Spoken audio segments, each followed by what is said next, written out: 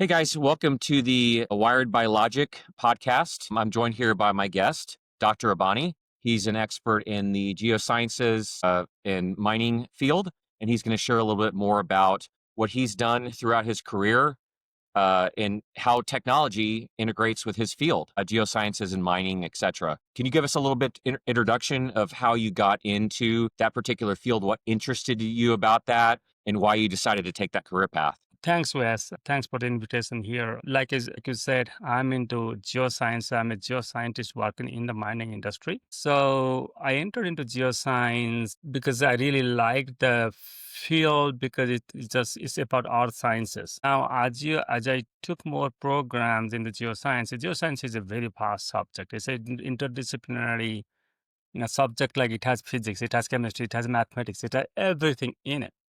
As I actually learned in my higher studies in master's level, I saw that geosciences also has a mathematics in it, so I loved it. I'm a mathematical geoscience also, so I do actually mathematical analysis of the geosciences, geoscientific data. I'll go a little more about that if you're interested. Then also I saw there are a part of geoscience like where we do natural resources. In the natural resources, let me clarify. There are two types of natural resources the common people know. One is actually environmental sciences like forestry and vegetation and those kind of things. Natural resources to me means oil and gas and minerals. I got interested into minerals. It's think mainly because where I come from. Originally, I come from the state of Odisha in India. Odisha is a mining. What I mean by that is mining is a major industry in that state. In the Okay. east, that's the east coast of India. And I have seen mining steel plants and chrome plants from my childhood. I think that is an obvious influence in my career choice. Yeah. And so when I became a geoscientist, I saw, okay, I can do geoscience where I have mathematics. I can also go. That's actually interesting thing happened actually in my, when I was doing higher studies, actually my second master's program from Indian School of Mines, Dhanbad in India. It's called ISM Dhanbad, very popular. And it's one of the best mining schools in that part of the world. And when I got guys, realized if I become a professional working in the mining geology, I will have direct impact on human life. I'll give you one example. Very recently, we had COVID. During COVID, mining industry was recognized as an essential industry. That means that industry never stopped. Right. And I could Never see that. stopped.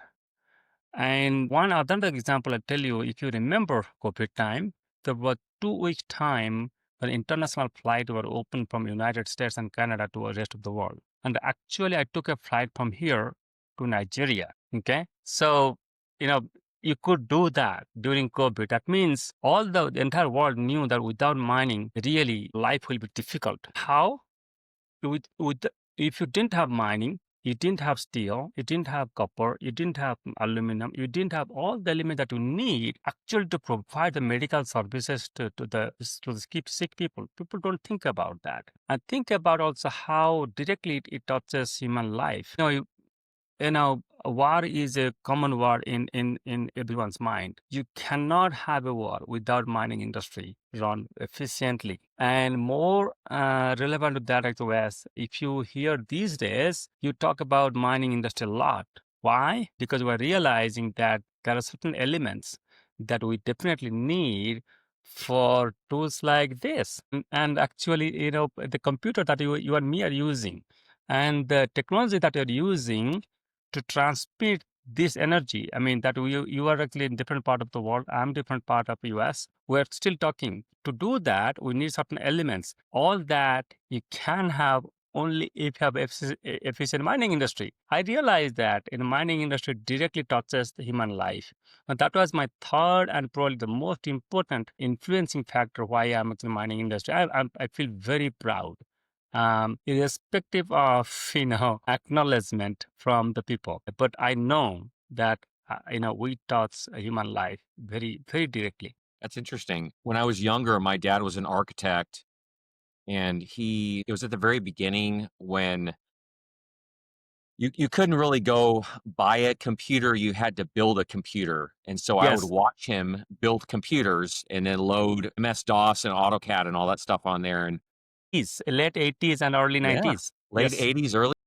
yes, yes, I've And seen that. that's when I was growing up, and I was very, very fascinated by it. I loved doing things that are hands-on. So I'd help him build the computers, and I got to where I was building my own computers. And then because that was kind of the beginning of AutoCAD, he would refer me to some of his other colleagues that were either engineers or other architects. Say, hey, if you want to start using AutoCAD, hire my son. He'll come build you a computer. He'll get it all loaded up for you, and then ongoing tech support if you need it and things like. Because they crashed the Interesting. computers, and computers were such garbage back then. I mean, they crash all the time. It was constantly rebooting. Yeah, I think you are reminding me when the DOS, because I can relate to what you said. My second master's degree was from a school of mines, and I graduated in 1995. If you remember what happened in 1995, 97 came, 97 or 95 came during that time. I think they released in 93 or 94 sometimes. But 1995, it showed up in India because Indian School of Mines is a premier school.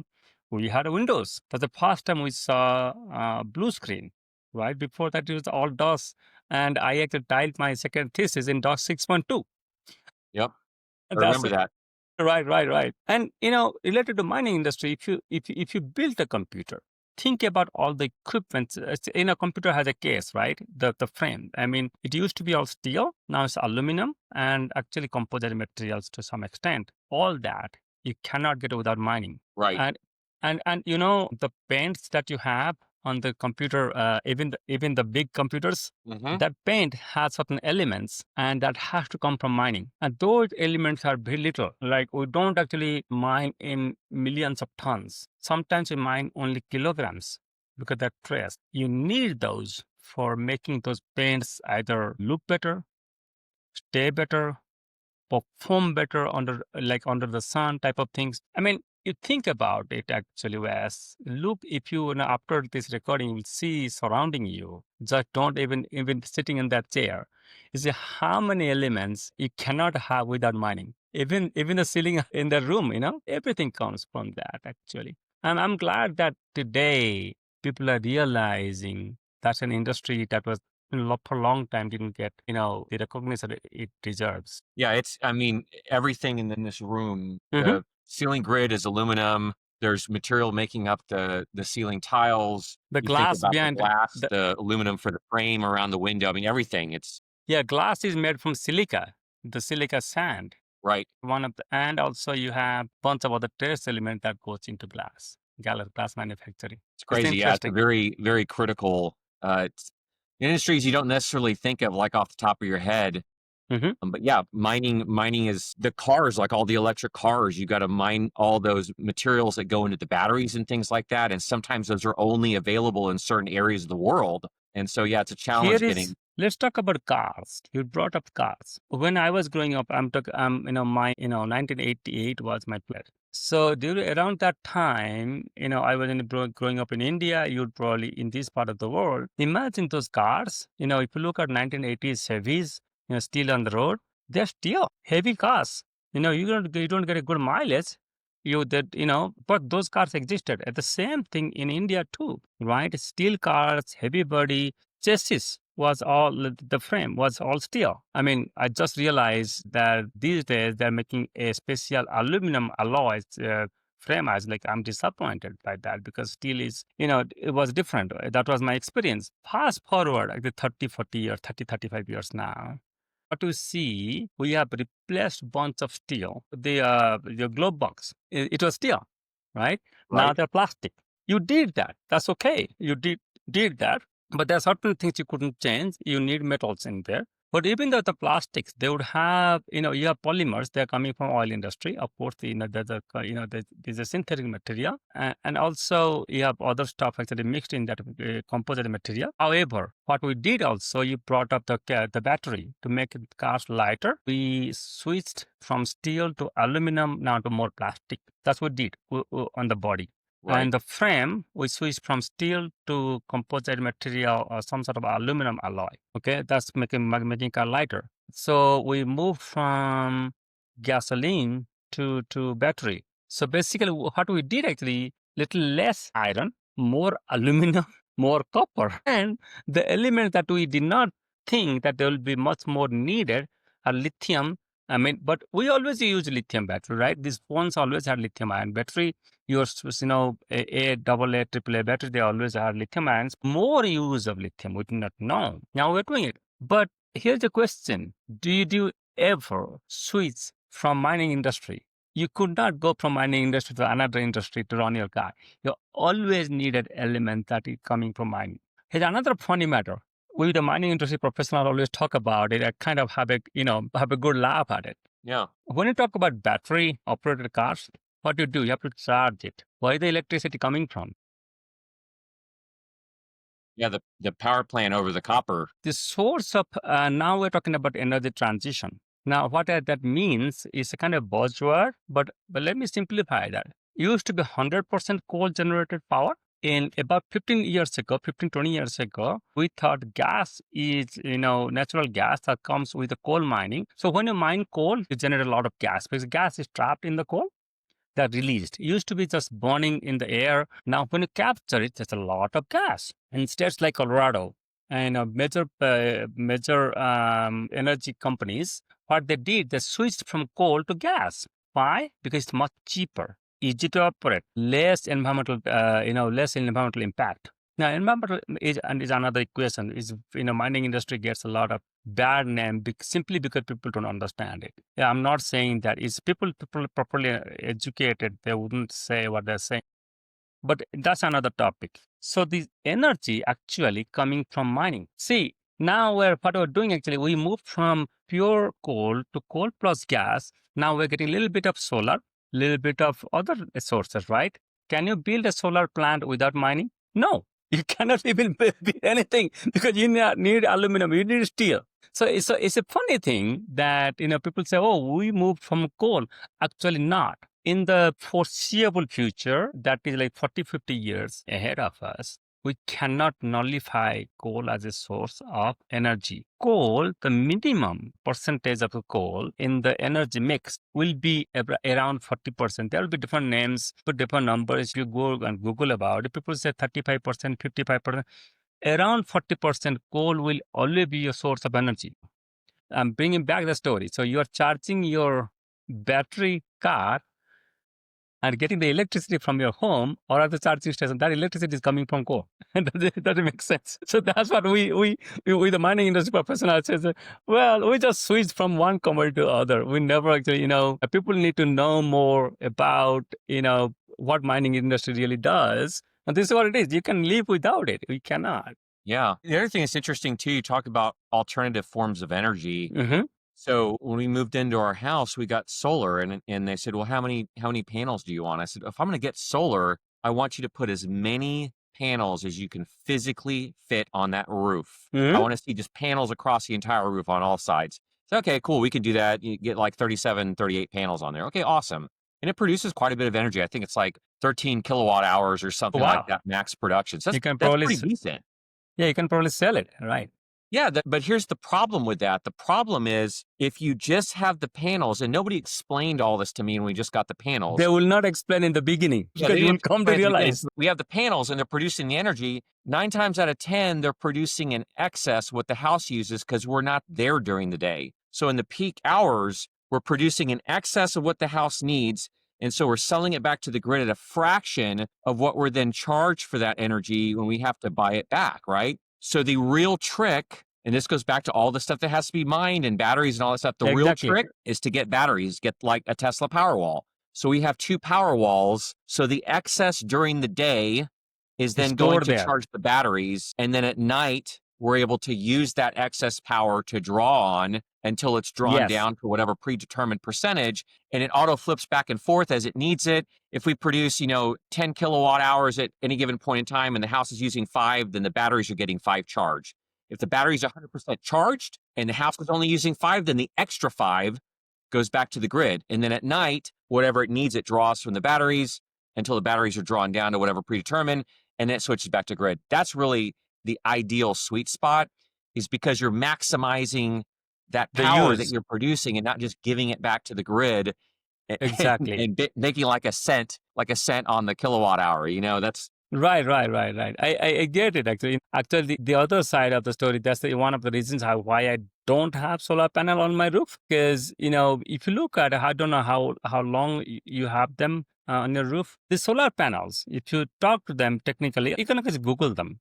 We did it depending on the vendor, that put that solar panel on your roof. Look at the composition of the solar panel. They would have silica compounds or indium compounds in there. And, there are two types of compound. Right now, there are more actually, because thanks to the research actually that has gone actually over the last decade. These are basically, you have to mine those specific type of commodities to get it. An indium compound, indium is an element that comes with gold mining and sometimes with some type of copper mining too. So usually when you mine, I'm going to assume that you have not seen a copper mine or gold mine. When you mine it, you take the copper out, and what people know is a tailing. That means a waste material that goes and stores in a pond. It's called tailing pond, right? Those things have heavy indium and germanium type of element that you would use on the screen of the screen,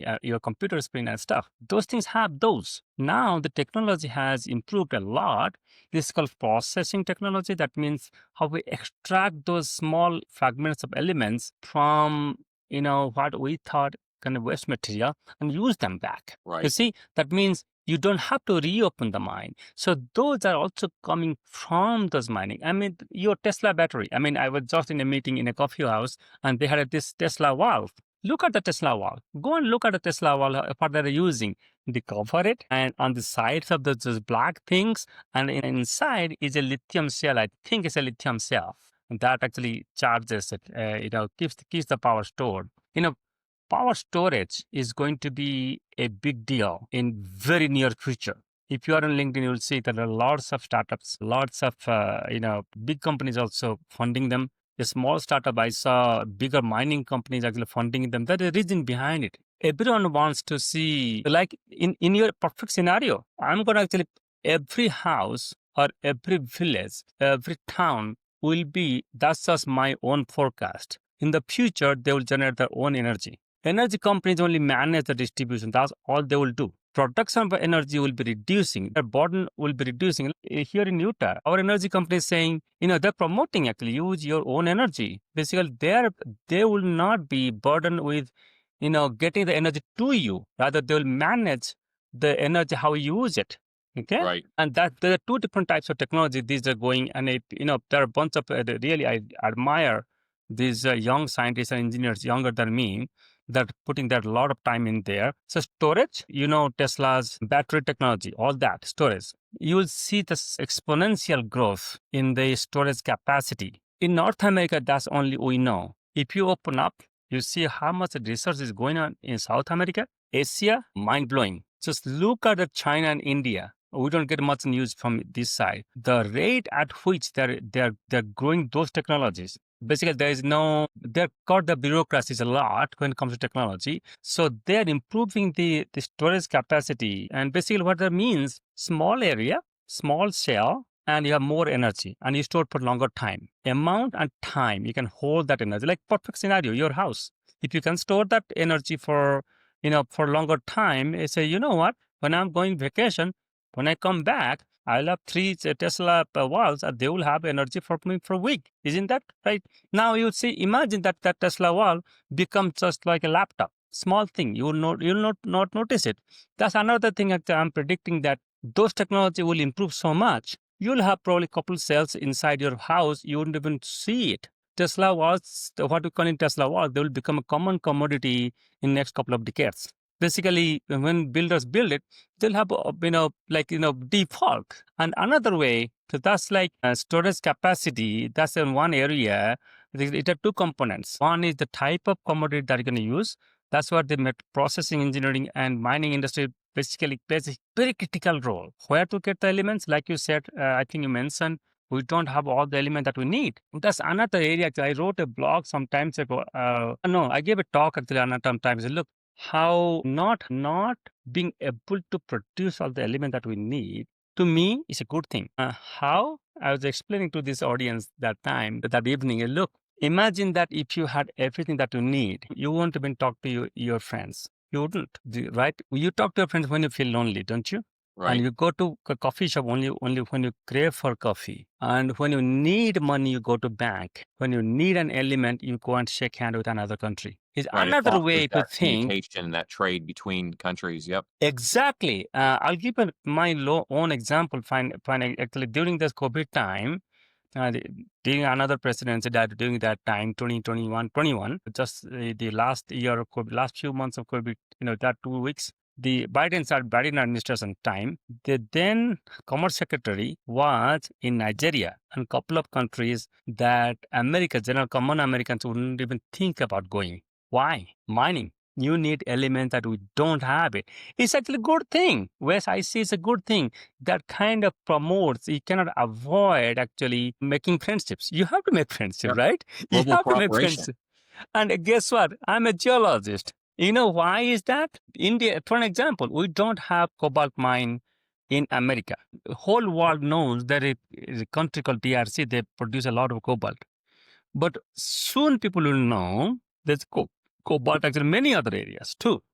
Like in lithium, people thought, oh, only South America has lithium. Actually, that's not correct. Every country has lithium. It's just that you have to understand that the lithium that you have, how you extract it, and how to use it. That part of research is going at a very rapid rate, right? The same way, the minerals, right? They're basically natural elements. Humans don't make them. That means nature control where the elements form. I'll give you one example. The copper metal that we extract from the rock, type of rock is called granites. So granites, you'd use that, type of granites, if you have white color granites in your kitchen countertop type of thing. Those type of rocks, actually, you go to Arizona, you see those granites, actually, they have copper minerals. I'm Right. sitting in Salt Lake City. One of the largest copper mine in the world is right here, 6 miles from my place. Okay, granites, right? But Japan has a lot of granites, very similar to granites actually. They have zero copper. What I'm trying to tell you is the geology that controls it, nature that controls it. So that's the fun I have with being a mining geologist, right? So these days I'm frequently going to North Africa simply because I had an opportunity to help the country Nigeria being an expert of World Bank. I got an opportunity 2017. I'll jump to it because I know Nigerian geology, but it's not very well known. If I can help them, why not? I will help them. So the way I work in the industry was like, okay, I have to work and I get money for that. I have to earn. But at the same time, also I have a service mentality. That means, if whatever I'm doing, I'm providing service to mankind or my generation or the future generation. That's the mentality I have. With that mentality, I went to Nigeria. Guess what? I'm one of the probably 2 or 3 people who know about Nigerian mining geology in the United States. So when it comes to North Africa, I get a lot of calls, right? What to know. So I returned from Ghana, Burkina Faso. People will not go there. What wonderful countries they are. Really wonderful countries. Wes, I'm not kidding. I was walking some people's grounds, few meters below were gold. Few meters, I mean, just like 5, 6 feet below my feet were gold. Those grounds, what I'm saying there is, if that kind of ground was there here in US, we'll extract it like anything, like crazy. We'll get the gold out. Because I'm only 9 hours, 8 hours drive from Nevada. Nevada, it's known for gold mines, right? Right. Utah has some gold mines too, but small. But like Bingham Canyon mine, which is 6 miles from my place, it produces gold, silver, and with copper. Okay, there are 2 other major elements that they produce too. So what I was saying is that we have already extracted a lot of materials, but that part of the world, in my own opinion, Western world never cared about it as of today. Now we are seeing, okay, which part we really don't know. That means we really don't know how much resource they have. For the last 8 years, I'm seeing the North Africa getting a lot of investment opportunities there. Why? Because that ground, the elements there can help mankind today. See, what I'm saying that, that in the economically developed world, you take North America, part of South America, Australia, part of Asia, we only know India, Indonesia, very deep into mining. We know what we're doing. But that part of Africa, only a couple of countries, they're good in mining, other untouched. That means resources, the ton of resources. And 8 years ago, 2017, when I went there, you talk about investment in Nigeria. Not even 10 years, 8 years ago, people laughed at me. Today, American people calling me, hey, Abani, how you can help us to get there. That's how what has changed. That's why I said, I have fun with it. That the mind discipline actually helps the man can. I take a lot of pride in that. I'm sorry, I'm passionate about what I do. So, I love it, actually, what I do. So, you That's allow me, important. I can talk a lot about that. Yeah, I mean, you don't want to be in an industry that you despise, or that's not in some degree fun or enjoyable on a daily basis. Like I was telling you earlier about technology, I enjoy what I do. I don't wake up in the morning and go, "Oh, I got to go to work and deal." And sometimes technology can be frustrating, but in the end of the day, it's But you what I enjoy it. love. So it's But you important. enjoy it, right? You're doing it, right? What in terms of like we were talking about kind of like cobalt and energy storage and lithium and all that kind of stuff. I haven't read it too much about it, but I know there's some newer graphene technologies. What all is involved in how that works? I don't What know if that's technology you said? graphene. Okay, I see. Okay, I'm not an expert in actually. Is graphene is basically what a kind of carbon technology. I'm sorry, I'm not an expert in it. But what I Sure. can tell you, um, those type of technologies actually will keep the instead of coal industry, what you will hear probably in a coming decade, not like 20 years. I'm saying this decade. From today 10 years. From by 2035. Coal industry will not be known as just coal industry. It will be known as carbon industry. Why? Because, we used coal for two reasons. One is actually just for energy production, right? Right. And another actually steel production. That's the prior majority of the coal was used. But now with the graphene technology and other stuff going on, there's a lot of research going on. There actually carbon has certain states in elemental states. In certain state, they have. If you look at, I'm going a little bit scientific here. Little bit actually is their crystal structure as such that you can use only small fraction of that in battery technology. You can use some fraction of that actually, you're talking about the graphene. You can use some fraction of that actually in composite materials. So that part of research will continue to grow. Actually, sorry, I don't have a lot of knowledge about that part of technology we're talking about. And that all makes sense. It's all all very fascinating to me how all that works. Yeah. Another area you should be actually, because you said you are also into AI. Before getting into AI, Wes, we always had AI. It's just artificial intelligence is a newly coined kind of phrase for people to understand, okay, there are a bunch of technology and a bunch of things in it that makes your life going slightly different way, right? You can say just a chat GPT to AI, probably using this video recording, right? Monitoring your movements and basically adjusting the graphics there. Everywhere we have always had AI, but we did not ever sit down and say, look, all these are artificially working and making our life go different ways, sometimes simplifying it. That's the purpose, right? We develop technology to make our life simplify. So if you do that, to explain all that, you see, kind of under the umbrella of AI, we put everything. You won't hear the neural network too many times these days. You won't hear the other analytical technology. Everything is kind of mixed in that bag.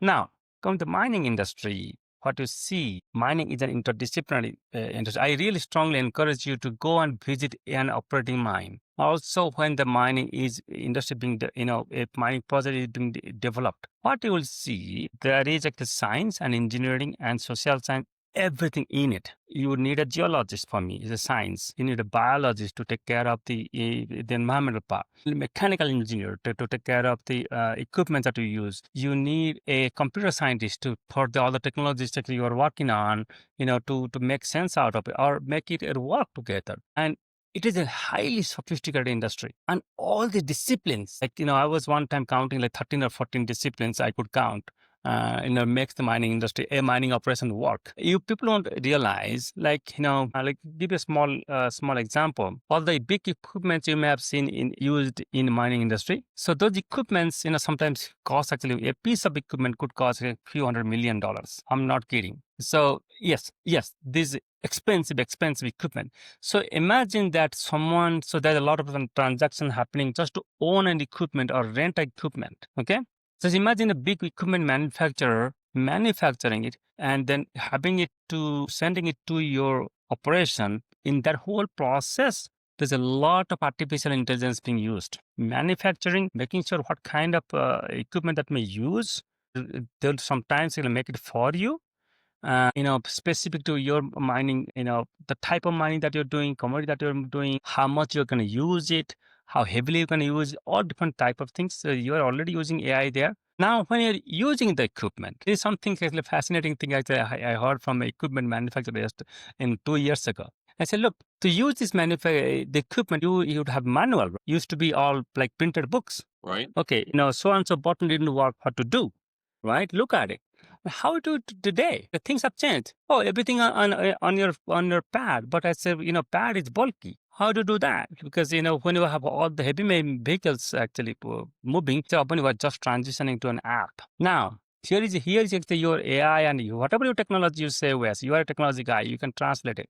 Today, in an underground mining, basically you go hundreds of feet down below where internet used to be not available. Now you can actually talk, seamlessly, no problem. Wireless technology has changed a lot. An operator can request a service underground on the spot, simply going to an app saying that so-and-so point, so button is not working, and the manufacturer gets that signal sometimes right away, sometimes within few hours, and they dispatch the service.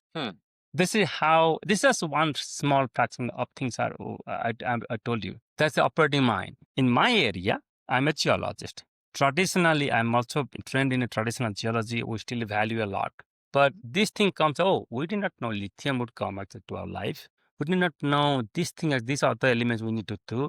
What to do? We are computerizing. Let the computer give us the first interpretation what this rock is gonna be giving us. So you are manufacturing. Think about the scanners. That scanners means you have certain things sending an energy, and to scan the surface of the rock. So that's what the limitation, because it can only scan surface of the rock and probably a millimeter down below, but it cannot go whole thing. We are actually working on how to make that more powerful. By we, I mean whole industry. There are certain companies that are working on it. Sometimes some people say we're going to grind it and get the analysis done. Because instantaneous analysis. I'm not saying that's final, but it saves a lot of time just giving us the information firsthand when I got a piece of rock in my hand. That saves me a lot of time actually. Then if I say, okay, it has 13 elements, it said, usually I would say 4 or 5 elements I can see, and my textbook says that I have learned that.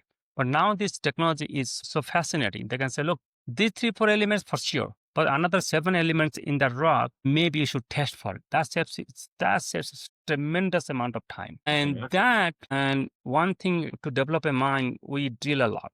Drilling technology, get the rocks out. And these are all manual process. Okay, there are certain things you can actually replace it. Okay, the humans have to do a bunch of things. But now there are a lot of times, where actually there's a repetitive stuff we can automatize. And sometimes we may have to take similar decisions making. So replace the easier decision making and leave it to the computer. That is not actually tomorrow's technology, today's technology. What I couldn't really think about 10 years ago, 15 years ago. It's available to us. So there's a lot of computerization, a lot of algorithms that have been developed to fast track some of the processes, computerize it automatically. Right. Sometimes computer models are written. I said I'm a mathematical geologist. So mathematical models are written to take those data and give a fast interpretation. Now, we can actually change it. We can say, look, this is wrong, this is right. A computer fix it that way. But that saves probably, I would say, more than 50% of our time. So it is, you go to any part of the mining, there's a lot of technological innovations today, and it just keep growing. It just keep growing. If you go to mining operation, Wes, what comes to your mind first? In terms of what specifically? Just talking about your. Do you feel free? Let me say it this way: would you feel comfortable driving to a mining operation or a pit? Pit means, the operation. Would you feel comfortable doing that? Right. That's the Today, expression. probably not. No. Exactly. What comes to your mind? It may not be safe. That is another area, huge use of technology. Technology that you see in the cars, like, car will stop if there's a collision happening. That got first implemented in mining industry. Mining, actually, other heavy equipment industries too, the same way. How we avoid the collision. Human life can be saved. The mining industry takes a lot of care avoiding actually, fatality. And, internationally, I'm not saying any particular country, internationally, and very much aware of that. Not only that, actually, talking about safety, highly sophisticated. I'm not a safety professional. They're actually certified safety professionals. They work on that, use this technology actually lessen the probability of accident and improve even human health conditions so that you will be less prone to accident. One of the technologies I saw the other day, you may have seen people use hard hats, right? Right. Hard hats are wired now. They'll tell you if you're feeling sleepy. That's interesting. Yes, that interacts with the vehicle, and vehicle is slow down, and probably your manager will know you are feeling sleepy. Don't think about penalizing that guy. No, it's a safety concern. Hey, you need to actually park the vehicle and go and take rest. Yeah. You're feeling irritated because you didn't have a good coffee, you had a family issue, whatever that is, it will tell you. You're talking Interesting. about, yes, medical technology. These are medical, mechanical engineering type of thing. What do you call bioengineering, biomedical type? What do you call it? Kind of an engineering in the medical science. It's not tomorrow's technology; it's today's technology today. So Yeah, it's that's just, I really fascinating. welcome you come to a mining operation, have a look. Anything you can do to help, reduce potential fatalities. I know there was some kind of, I don't follow the news that closely, but I remember there was some kind of accident a while back in South America. There's a couple miners that died. I don't know what kind of That mine it was was. a tailing failure, tailing dam failure. Like I talked in the beginning that the waste materials comes as a slurry. You understand what slurry means? With water, right? The water and sand, you mix it up, that Hmm. becomes a slurry. So when you put that in a pond, that means a small dam, like your water reservoir in a community. You put that and you put too much, it's gonna keep the pressure on the walls, it break another time. So in that accident happened, actually, there are a couple accidents happened in Canada, because in Canada it made a lot of news, and it's just unfortunate that I think few weeks after it happened in Brazil. So a lot of people died. It was devastating. It's all recorded in the videos and stuff.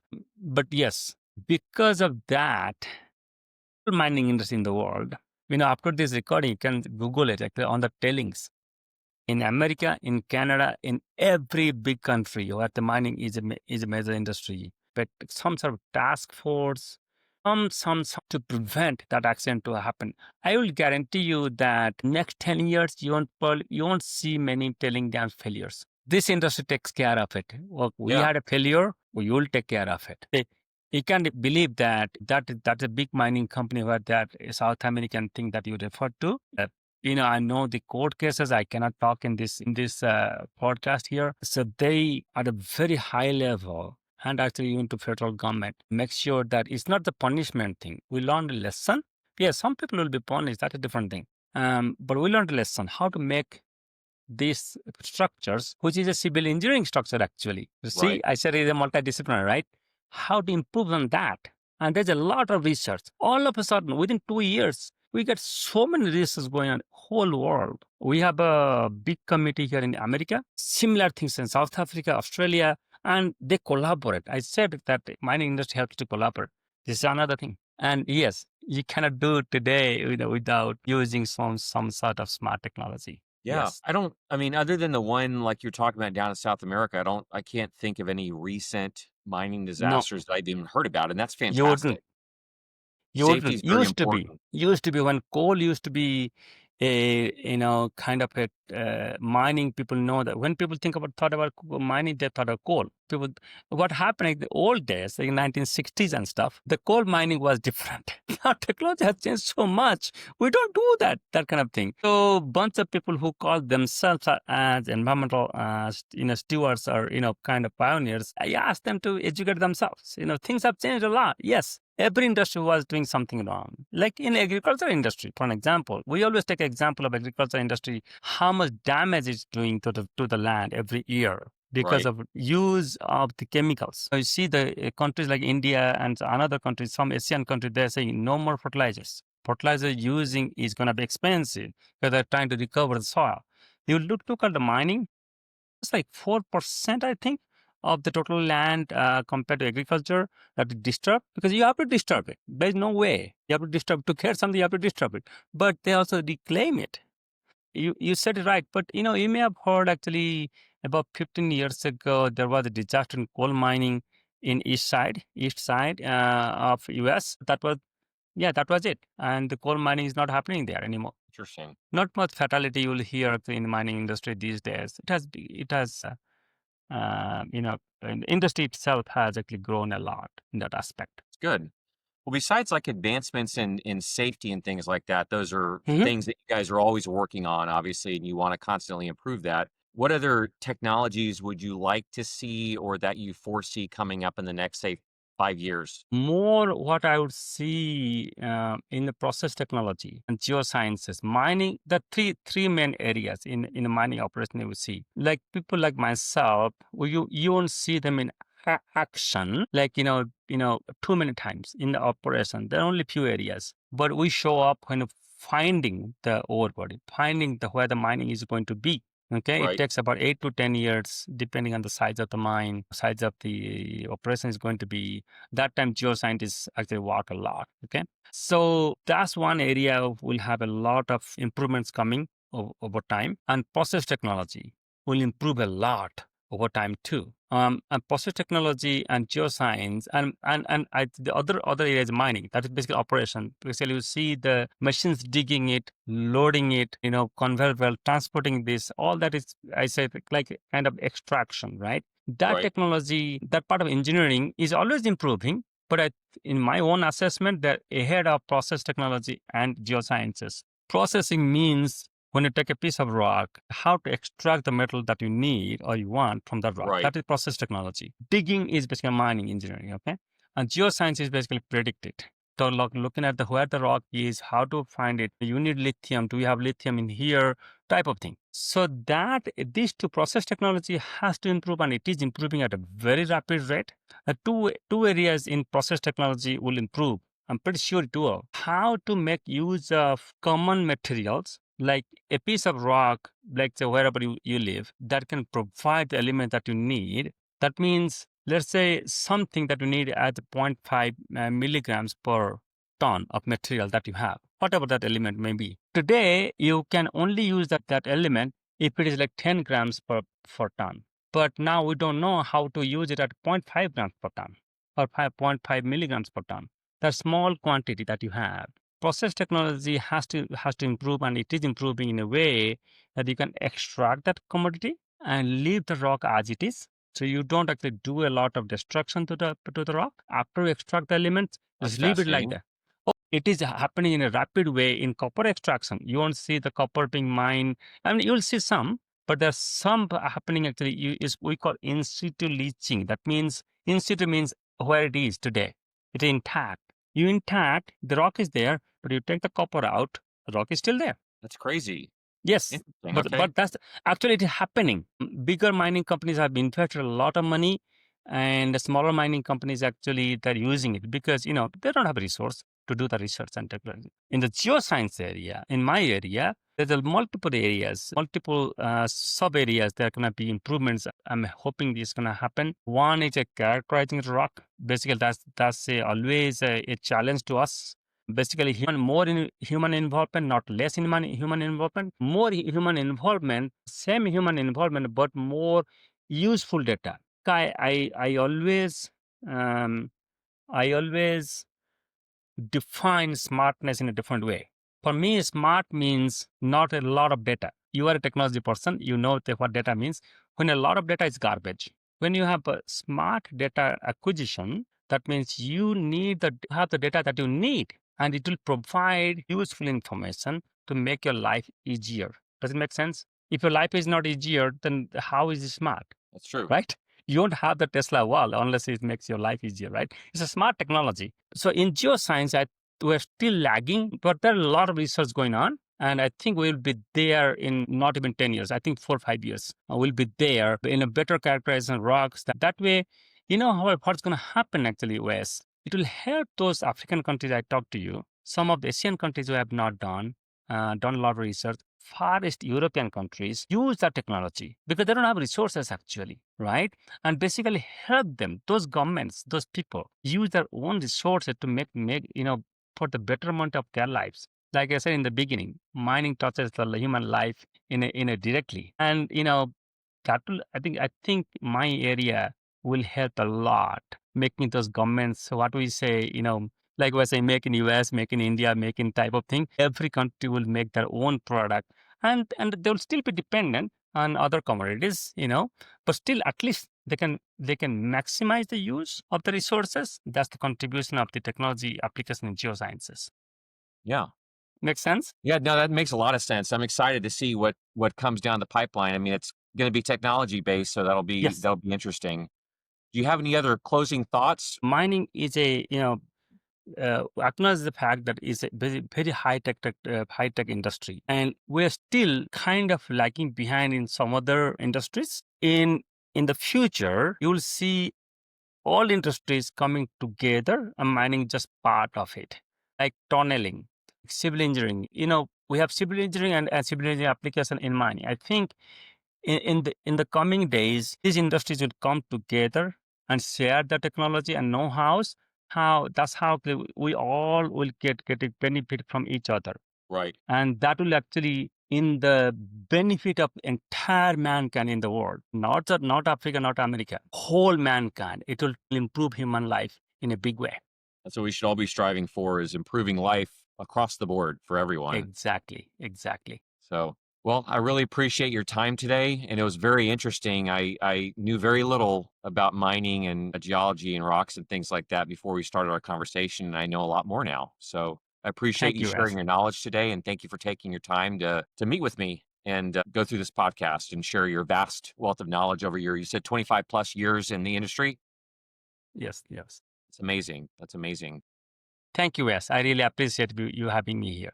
Have a Yes, good sir. day. Well, maybe a couple years down the road, we can circle back on this conversation. You can tell me all the great things that have been added in You can probably technology. ask me more questions too, because that time you will know a lot more. Yes, sir. Yes, Yeah, sir. okay. Thank you then. Bye Thank you bye. very much.